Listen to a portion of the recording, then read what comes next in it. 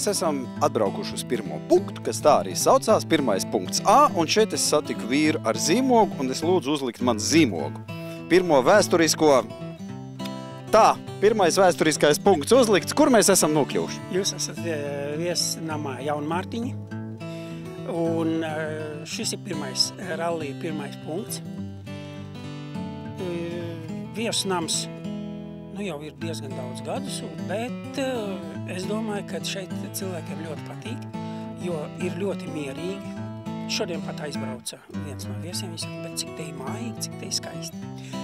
Tātad, vadoties no tā, es arī tā paredzu, lai šī vieta, kas ir apkārtnē, lai viņa būtu ļaužu nepieblīvēta, cilvēkiem, lai patiktu, un lai viņi justos ļoti brīvi. Un te es braucu garām, un man liekas, braucot pa šosei, var uzreiz jūs pamanīt. Un kāpēc pamanīt? Tāpēc, ka šeit ir zaļās enerģijas ražošanas punkts. Jā, šis ar to zaļo enerģiju es tā īsti saslimu 2007. Sāk interesēties un meklēt, kur kā var izdarīt. Atradās, uzstādīt, viss ir labi. Bet pašā pirmsākumā varbūt es biju sacerējies drusku pa daudz. Un tagad es varu teikt tā, ka man viņš ražo elektroenerģiju tajos gadījumos, ja ir pietiekoši liels vējš. Tajos gadījumos parasti tad, kad ir liels vējš, tad arī Latvenergo nevar iedot. Man ir, es staigāju lepns pacelt galvu un kaimiņi man apskauž. Labā nozīmē. Jā, bet tūdaļ kaimiņi jūs arī apskaudīs, jo piebrauc nākošais dalībnieks, un tagad ieliksim viņiem zīmociņu. Viņiem ieliksim. Labi. Labdien. To grāmatiņu lūdzu. Tā, jūs tagad noliksiet mašīnītes stāvlaukumā, pēc tam iesat uz priekšu lapenītes, tad jūs gribēsiet pelnīt bonus punktus. Bonus punktiņš viens jūs apiesat apkārt ezeram. Pēc tam, ja jums tomēr vēl būs vēlēšanās iegūt arī šos 15 bonus punktus, tad atstājot mašīnu stāvlaukumā, nāksiet pie manis, un es jums iedošu nākošo uzdevumu. Protams. Gatavojiet uzdevumu. Viņš jau ir sagatavots. Tā. Tā, es saprotu, ka tagad jau nāk tie dalībnieki, kas jau atgriežās. Kas atgriežās un ir dabūjuši bonus punktus. Tātad pajautāsim, uztaisīsim viņiem mazo eksāmeni. Tātad, ko jūs redzējāt, ko jūs izdarījāt? Šeit bija ļoti interesants visādas atrakcijas. Bija gan jāizdomā dzejolīši, gan tautas dziesmas jānodzied. Un bija interesanta pastaiga ap ezeru. Tā, bet es domāju, ka mēs pajautāsim maziem arī. Ko jūs tur, Dāvi, nāc jārunā? Stāsti, ko tu darīji? Ko tu redzēji? Pastāsti. Labi. Vēl visa diena mums priekšā, tiksimies Zinavilā, gan jau pēc tam puikām būs ko stāstīt, vai ne? Un ko jūs varat pastāstīt? Interesanti. Ļoti veselīga nodarbošanās. Svaigu gaisa daudz var dabūt. No ceļa, tur pie tā bērza, tas ir kas aiz metāla staba. Tur ir šī te ieeja. Jūs pa šām taciņu čāposiet pa mežu, ko var ieraudzīt mežā, jums tur ir aprakstīts. Tātad šajā galā ir nosacīti cilvēki izveidot tādu līgzdiņu, tāds izpušķot, tā kā jums būs viegli viņu ieraudzīt. Tur tīri nosacīti ir iekšā oliņas. Tās oliņas arī ēdama manta. Nav saplēšana, bet tāda ēdama manta. Katra komanda vienu no šīm te oliņām atnesīsiet man. Un tad es jums salikšu visus pārējos zīmodziņus. Tikai vienu oliņu atnesiet? Vienu. Jā. Nevajag. Kādam var beigās pietrūkt. Labi, paldies, jā. Un tad es vēl atradu ļoti interesantu lietu, grāmatu, ko cilvēki var iegādāties, tēvu Akas Svētavots. Par ko ir grāmata? Grāmata ir apkopojums visam tam, ko es no 1951. Gada esmu kaut kādā veidā rakstījis. Tas ir paši pirmie dzejoļi, ko es veltīju Rīgas 750 gadiem. Un tālāk. Te ir iekšā manas domas, manas dzimtas apraksti. Nu, tā kā visādi tādi, viss tas raksts, kas te ir, viss tas ir apkopots. Tas mans filozofiskie spriedumi, nu, priekš bērniem kādi dzejoļi. Nu, viens otrs arī tāds, kad ir tāds patriotisks noskaņojums, jo tomēr latviešiem tas patriotisms tomēr drusciņi ir iekšā. Varbūt mēs nepārāk bieži viņu izrādām. Vai arī tad, kad vajadzētu izrādīt notušējam, bet iekšā jau viņš ir, un tas viss ir šajā grāmatā. Tātad, jebkurš interesents, kuram tas interesē, kuram interesē jūsu nostāja tajā vai citā jautājumā, vai maz drusīt vēstures, vai maz drusīt romantikas, var šo grāmatu šeit nopirkt? Var, jebkurā laikā. Tātad mēs tagad atradām to oliņu, un izrādās tā ir viena liela krāpšanās, kā jūs redzat, tā nav nekāda oliņa. Bet tā ir ēdama manta. Jā, bet... Nav čaumalas! Tas krauklis mums nedēv savējo olu īsto. Mēs paņēmām to, kas tur bija. Un tā, kā jūs redzat, viss šis brauciens ir pilns ar pārdzīvojumiem. Tur, kur vajadzētu būt oliņām, tur ir kartupeļi, un varbūt tur, kur ir jābūt kartupeļiem, tur mēs varbūt atradīsim kādu oliņu. Tātad tagad jūs esat nostaigājušies. Nu, es tā piedāvāju nopeldēties. Ūdentiņš ir ļoti patīkams, un tas ir viens.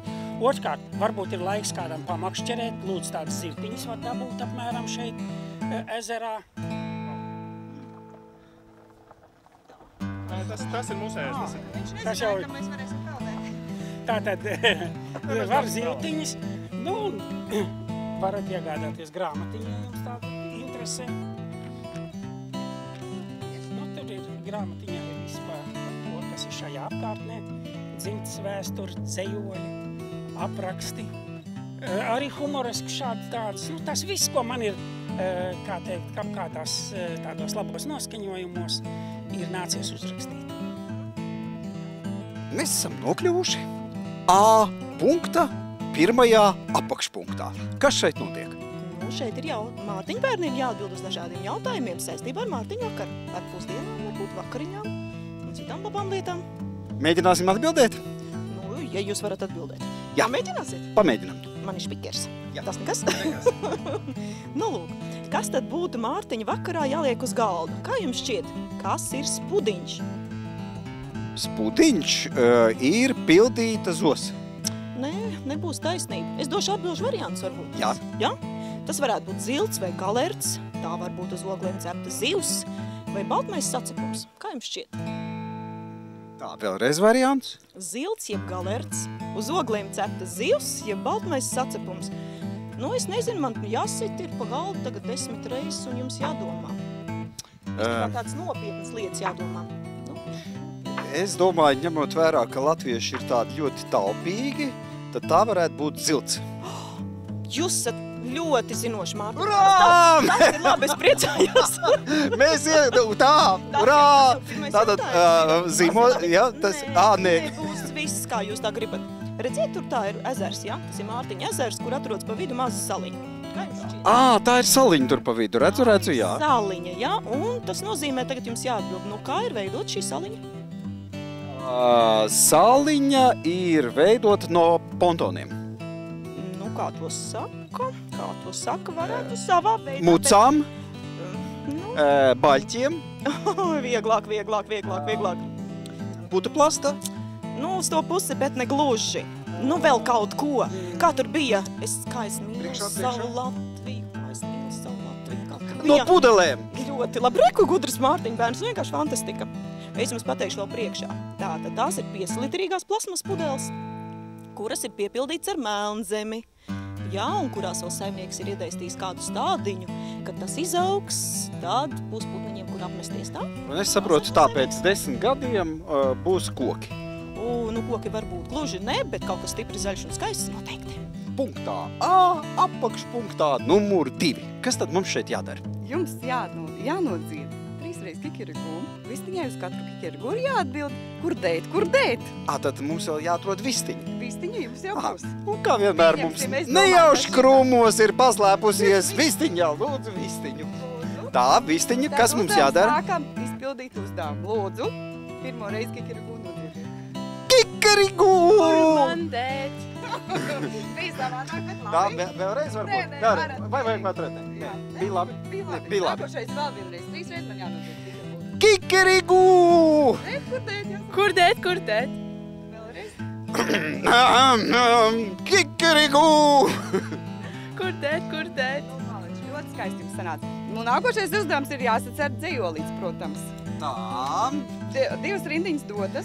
Ai, Mārtenīt, ko ap māju vazājies? Saiminieks olas dēja, bet tie bija kartupeļi. Ļoti asprātīgi, tiešām ļoti. Es jums dotu droši vien vairāk punktus, nekā man te paredzēts ir iedot. Urā! Mums ir daudz punktu! Mums ir daudz punkti! Mēs ejam tālāk! Asprātīgi, jā. Mēs esam atkal nokļuvuši vienā punktā, kur bērni atskrēja pirmie, un tad nāk mammas. Ir vai nu jānodzied viena tautas dziesmai viens pantiņš, jeb jānodejo plaukstiņu polku, tūgadiņu, tāgadiņu, bet visai komandai kopā.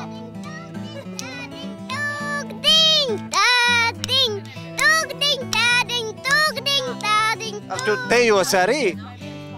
Tu dejot māki? Māku, bet Dejo? ne, bet es gribu dejot kā mala. Negribi dejot, gribi tikai dziedāt. Labi, tad tu dziedāsi un mamma dejos. Pastāvnieki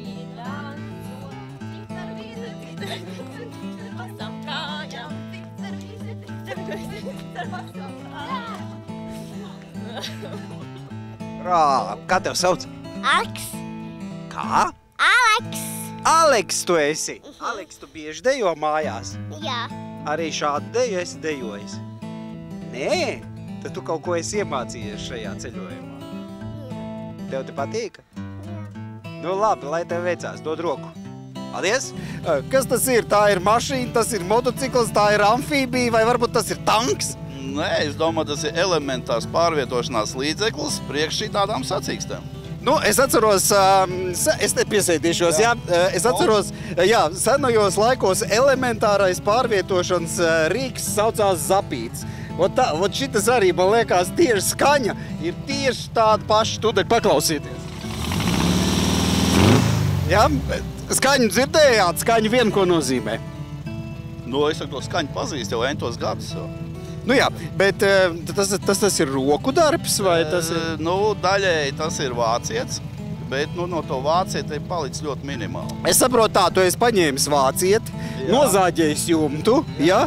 Durvis izmetis ārā, tāpēc, ka tu esi ražants vīrs un tev kaut kā vajag to vietu aizņemt, ja? Un tas, kas ir palicis pāri, ir kļūst par... Ar to mēs braucam. Tas, kas palicis pāri, ar to mēs braucam.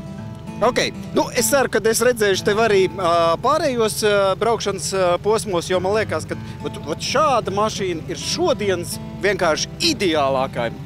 Paldies, paldies. Mēs šeit esam satikuši arī dažas jau paziņas no starta vietas un esam ieraudzījuši pašu mazāko. Kā jūtās pats mazākais? Kā tev iet? Labi. Neko nesaka. Labi. Un kā tev iet? Labi. Tā, kādas pārbaudījums, cik punktus jau tu esi savākusi? Visus. Visus iespējamie punkti savākt, un vai jūs tagad zinat, kas ir nākošais punkts, kur jums jābrauc? Nu, vēl skatīsimies, vēl neesam domājuši par nākošo. Vienam punktiņām uz priekšu. Nu labi, es domāju, ka mums arī laiks ir doties tālāk uz punktu, ko sauc ar lielo burtu B.